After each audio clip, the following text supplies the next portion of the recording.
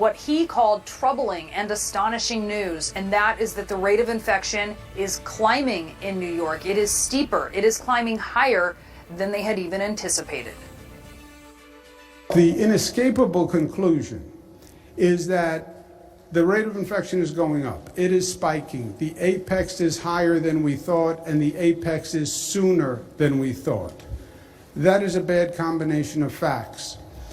So slow the spread. We'll still keep doing everything we can, but it is clear that we must dramatically increase the hospital capacity to meet that highest apex. Now, at least 16 states have issued stay-at-home orders to force social distancing, while other states and major cities have moved to close all non-essential businesses with this very same goal.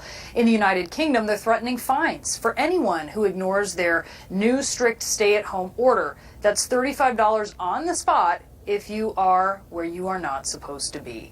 And there will be no Olympics this year. The Tokyo Summer Games are officially being postponed for up to a year. Governor Cuomo delivering dire news from his state and for the country as well. We have our Erica Hill with more on the governor's message. This crucial equipment. A plea from the epicenter of this crisis to focus. We are just a test case. And that's how the nation should look at it. Look at us today. Where we are today, you will be in 3 weeks, or 4 weeks, or 5 weeks, or 6 weeks. We are your future. Let's learn how to act as one nation. New York Governor Andrew Cuomo today announcing cases in his state are doubling about every 3 days. The need for critical supplies escalating as hospitals and healthcare workers are stretched to the brink. Of the 30,000 ventilators Governor Cuomo says they need, 400 have been sent by the federal government. This is buying us some time, but we are going to need more. When you need a ventilator, you need it immediately. Ford, 3M, and GE Healthcare announcing a new partnership to meet that need. GE even putting out a call for more manufacturing workers. But regular production is still weeks away. By the middle of May, we could be making hundreds of thousands of these ventilators. We're basically being asked to jump off a cliff, without the appropriate protective equipment. And so that's really hard. I think that's probably what's more stressful than the actual hard work of it itself. As negotiations continue over the nearly $2 trillion stimulus package on Capitol Hill, millions of Americans are facing their own deadlines for rent and mortgage payments. Morgan Stanley is now predicting jobless claims for the past week could top 3.4 million, roughly 5 times the highest number on record.